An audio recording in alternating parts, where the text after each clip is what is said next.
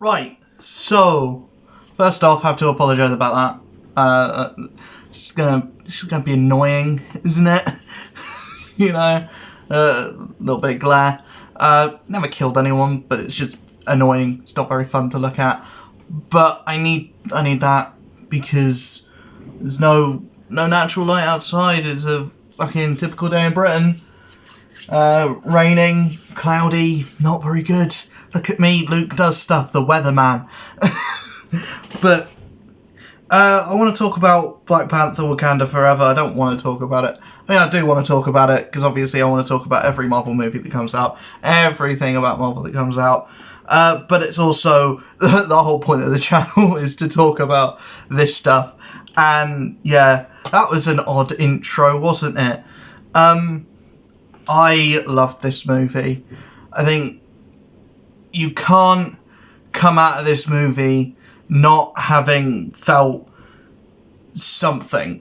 And it's one of the rare occasions in MCU history where it hasn't been a joke fest. And I don't have as much of an issue with typical MCU writing and like filling the movie with jokes. I liked Thor: Love and Thunder. I thought it was fun.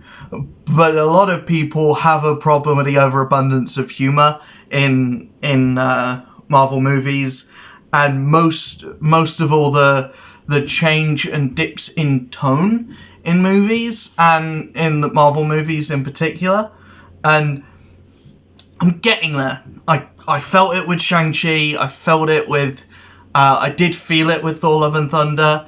But this one is very somber in tone. It's very quiet, and it feels first, it's just a beautiful movie, and it's the whole first, like, the first half of the movie is more of the tribute to Chadwick Boseman that we thought we knew this movie was going to be. And those people saying that they should have recast, I think what they're actually doing is more interesting than just recasting, just straight up recasting. I think what they're doing here is more interesting.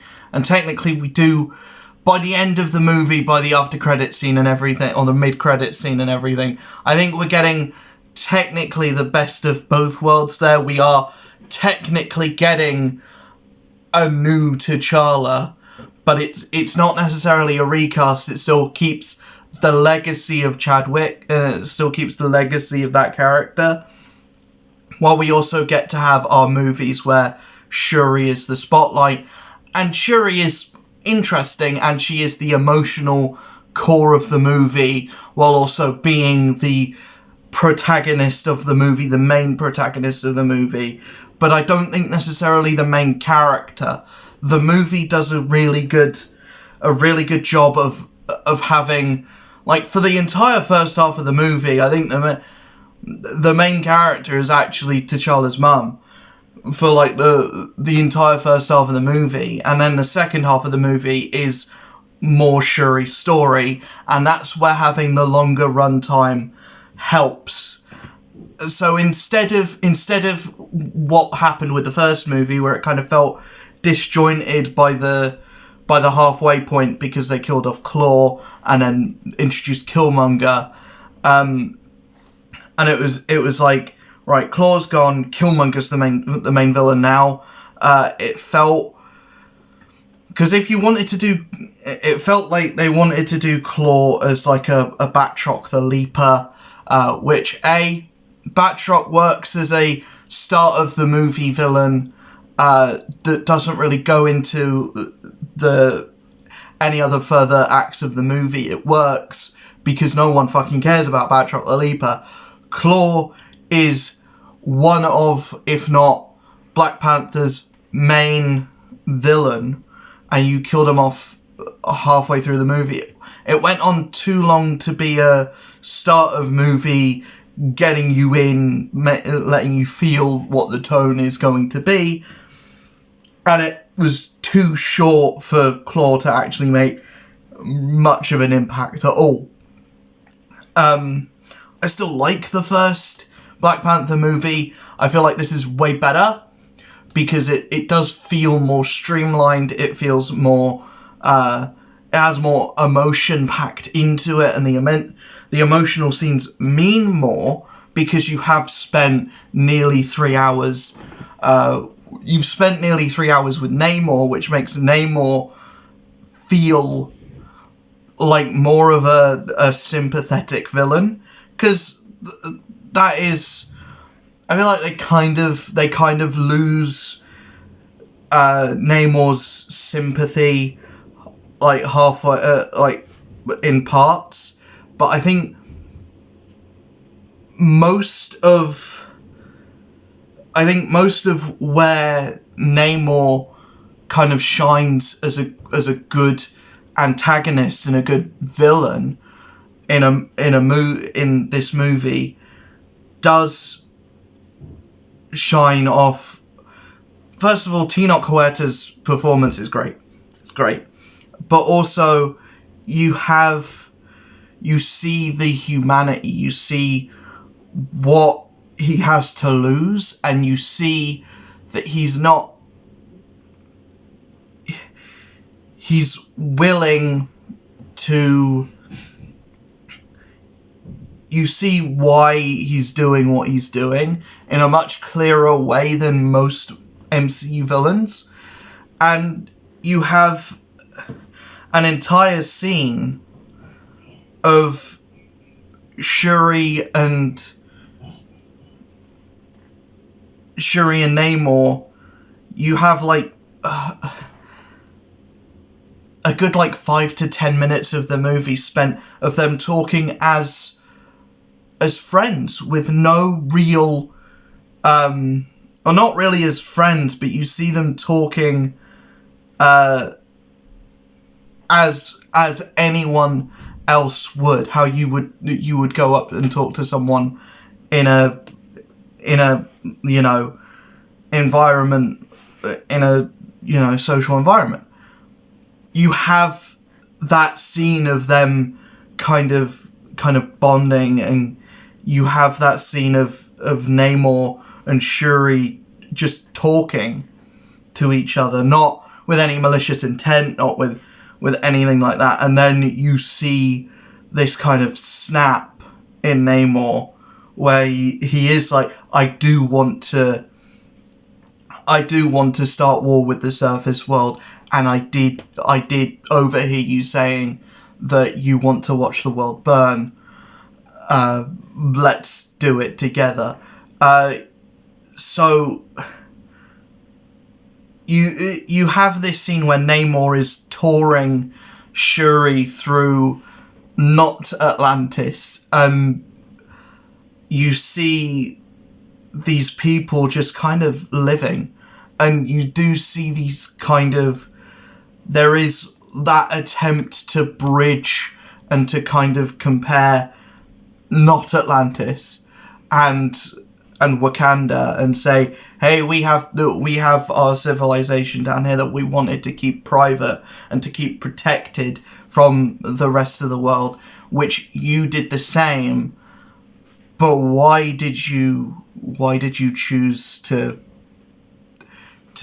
there's the confusion of why they chose to open up to the rest of the world, and there's the anger and the kind of, but also the kind of hope of bringing those two nations together. And there's still that by the end of the movie, which I like. The movie doesn't kill off Namor, which I didn't think they were going to do anyway, because Namor's a big villain. He's a big character. He's a big, not necessarily villain in the comics. They're definitely doing more of a villainous thing here. I expected Atuma to be the big bad of this movie. I thought that Namor was going to have a side change like halfway through the movie, and he was going to be like, right, I will fight with Wakanda now, because Atuma's a big dickhead. Atuma didn't do much. He just kind of had this rivalry with Okoye because they fought on a bridge. And, you know, that scene was fun. I was half expecting Okoye to die in this movie. I don't know why. Like, that entire fight on the bridge, I was like, oh shit, they're going to kill off Okoye. Oh no. Don't do that. I like that character. But they don't, thank God. But I don't know if I like or dislike the climax of the movie.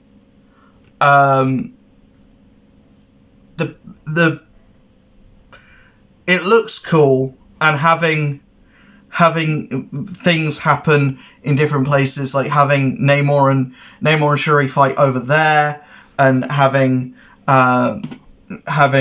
you know, M'Baku and the Wakandans fight the Atlanteans on this big boat, and then having Ironheart fight Namora in the sky. That was cool, but it felt like too much for this movie. It felt like having that kind of like army v army thing. It's smaller than the first movie, yet bigger at the same time, and it feels weird. And the whole giving the Dora Milaje Iron Man suits, I don't know if I liked that. There was a new Dora Milaje character that was introduced in this movie that was fine. Didn't really do much of anything, really, in the movie. So, yeah. That's okay, but I have to talk about Riri Williams, because going into this movie, I didn't know what they were going to do, and what they have done is exactly what they should have done with that character, which is have her play off pre-existing characters that aren't Tony Stark, and have her kind of learn this relationship with Wakanda. And I was half expecting Riri Williams to actually be Wakandan. I'm glad she isn't, actually, because that kind of like would take her away from what makes her interesting in the comics.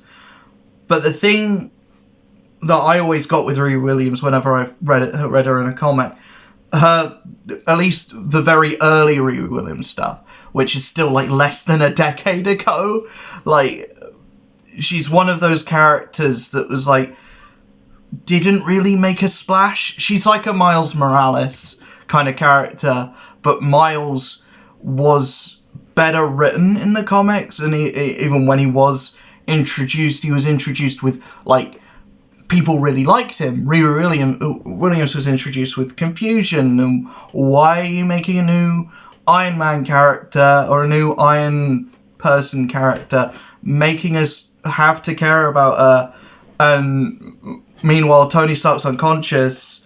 Why does this exist? Who is this for? You know, and I think the movie does a much better job of justifying that character existing.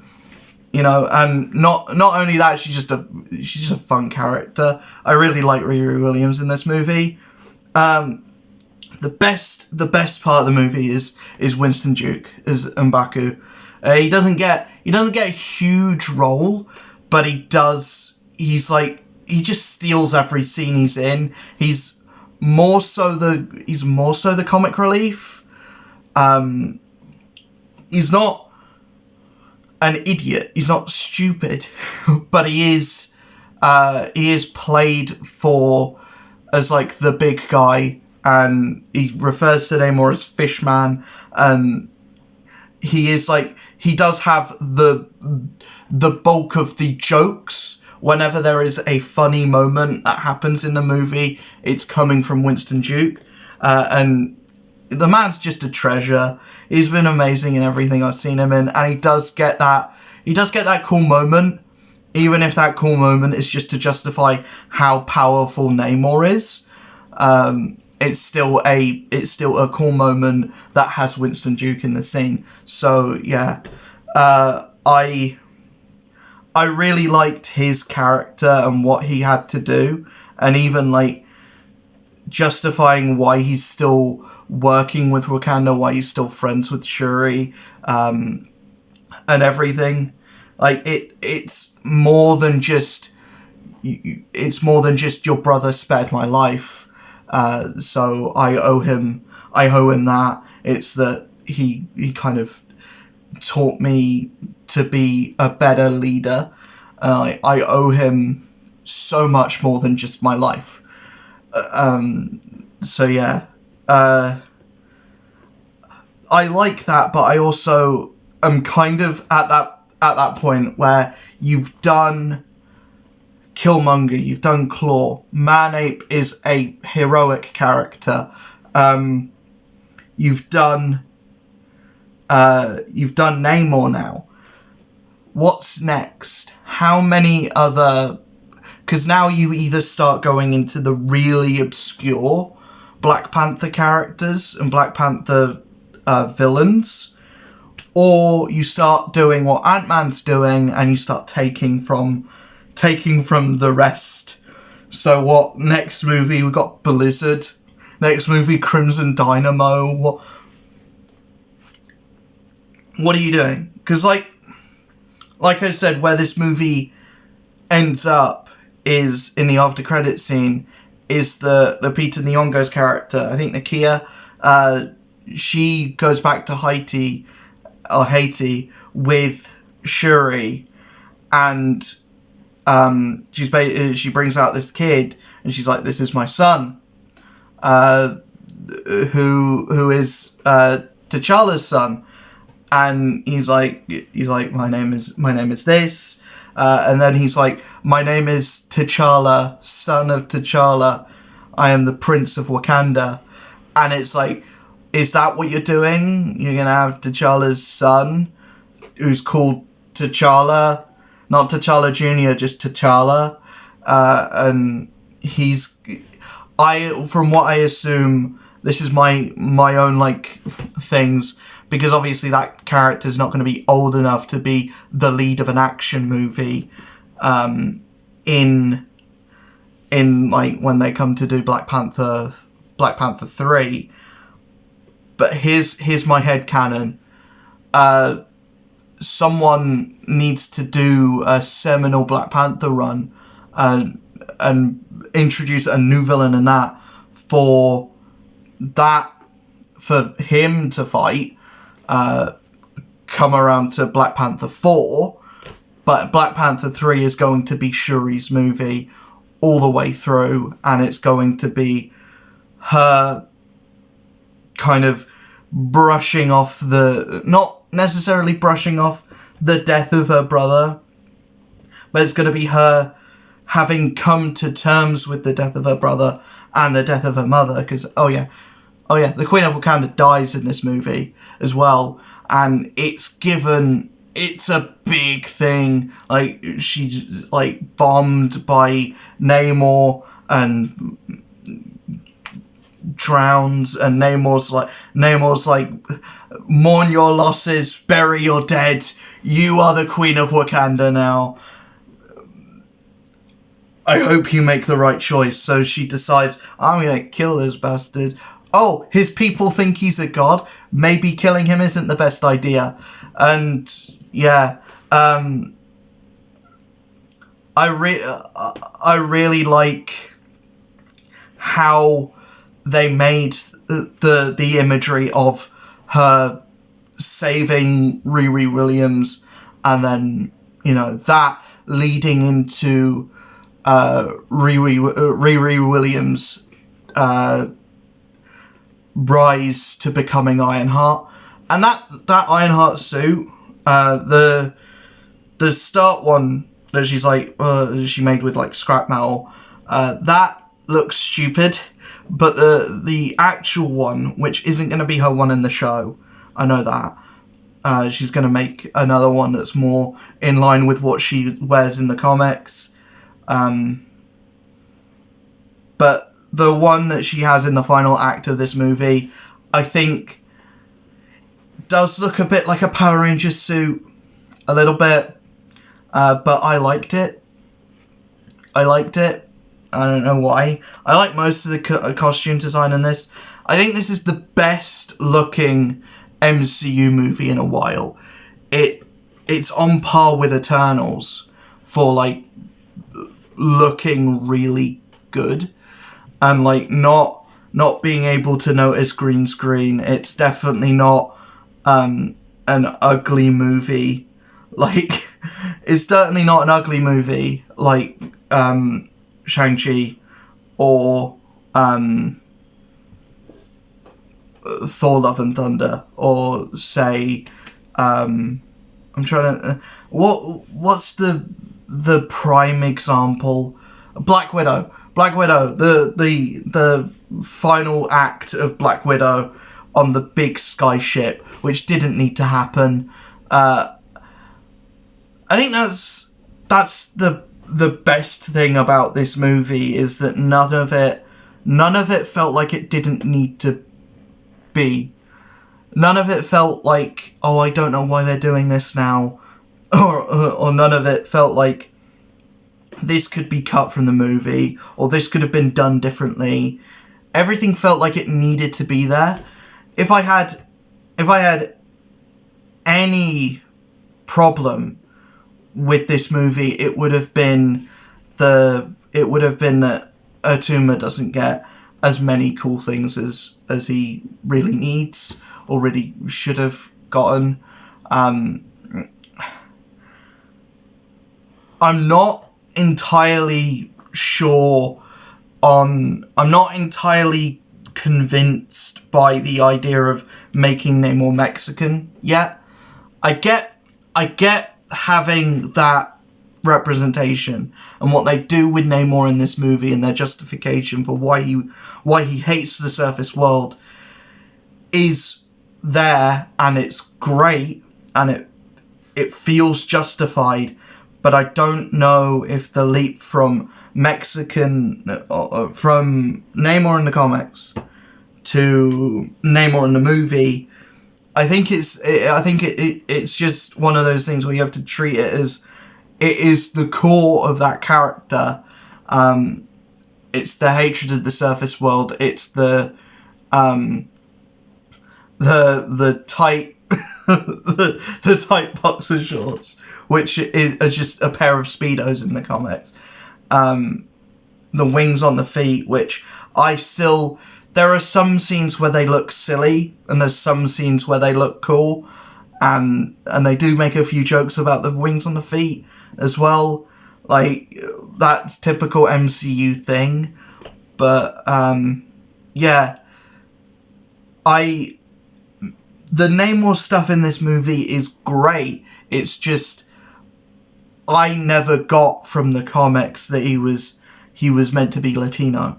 I always thought that he was meant to be like either Asian or like just plain Caucasian. I always thought that he was just Caucasian. I didn't think it overall. It doesn't matter. He's kind of like that blank slate character that you can do anything with, really.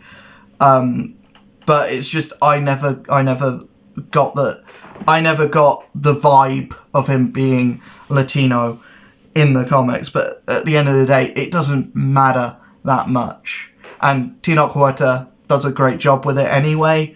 I could have done with a few more scenes in Not Atlantis. And also, biggest complaint, it being Not Atlantis. The kind of weird, like, legal reason why it can't be called Atlantis, because DC already has Atlantis. I'm not... that kind of... It just... annoying. And they do call it something else. And, you know... It's interesting, and it's not a big thing, and overall, I don't have anything major to complain about this movie. There's no there's no like big thing of stuff that I really didn't like. Yeah, I think Namor is one of the best villains in the MCU as a whole, and he's certainly one of the best villains in the MCU for Phase 4. And I think this movie as a whole, probably up there as one of the best in Phase 4. I don't know where it stacks with the whole MCU, but for like drawing emotion and, you know, making me feel something, this movie's right up there, I think. And I didn't expect that going into this, and I think all of the stuff surrounding Chadwick Boseman, I know it's horrible, but I think that kind of pushed Ryan Coogler to put his everything into this movie. And it isn't just a superhero movie, it isn't just a action movie, it is a tribute to a friend. And that's what I think where the main heart of this movie comes in, because you can feel that it's not just these characters that are mourning the death of a fictional character. You can feel that it's people mourning the death of a friend, and they put that into the movie, and that's the best. That's where I think this movie shines, because it is taking real emotion and real heartache, and it's transforming that into a creative thing, and it is transforming that into art. And I think this is the first MCU movie that really, especially the first like hour, I think this is the first MCU movie that kind of all of the scenes in Wakanda at the first half of the movie, where it's like the funeral of T'Challa, and all of the scenes in Wakanda that follow that, I think that's the closest the MCU has gotten to art in a movie. And I don't want to be that prick that's like, movies are art and they should be treated as art, and Marvel movies should be treated like Oscar-winning things. This movie should win an Oscar, I think, because for cinematography alone, for soundtrack, I think this movie should get some kind of recognition. Letitia Wright was the emotional core of the movie, like I said, and this was the first time where I think I felt emotional just from two people talking. And it is the downtime, and it is the scenes where characters are just talking that I think are leagues above any of the action sequences in this movie. The action sequences are fun, they're big, they're bombastic, but I feel like it's those smaller moments of just Namor and Shuri talking, Namor and her mum talking, Nakia and Shuri's mum talking. Those scenes, I feel like, even M'Baku and Shuri talking, those scenes for me conjured more of an emotional response than like Namor and Shuri fighting each other. And oh yeah, Killmonger's back for a scene when Shuri takes the synthetic heart-shaped herb, or heart-shaped herb, and she goes into the dream state, the dream dimension. to see Bast. She wants to see her mum. She probably wants to see her brother. But sitting on this throne is Njidaka, and yeah, that scene I think that scene is the best scene in the movie, and I think it's showing like the true feelings of Shuri in that point. I think that is the best scene in the whole movie, I think. But yeah, let me know in the comments below what you thought of Black Panther: Wakanda Forever. I freaking loved it, but I want to know what your thoughts are. I will see you guys in the next video. If you like this one, hit that like button, hit that subscribe button, notification bell, all that good stuff. I'll see you guys in the next one. Peace.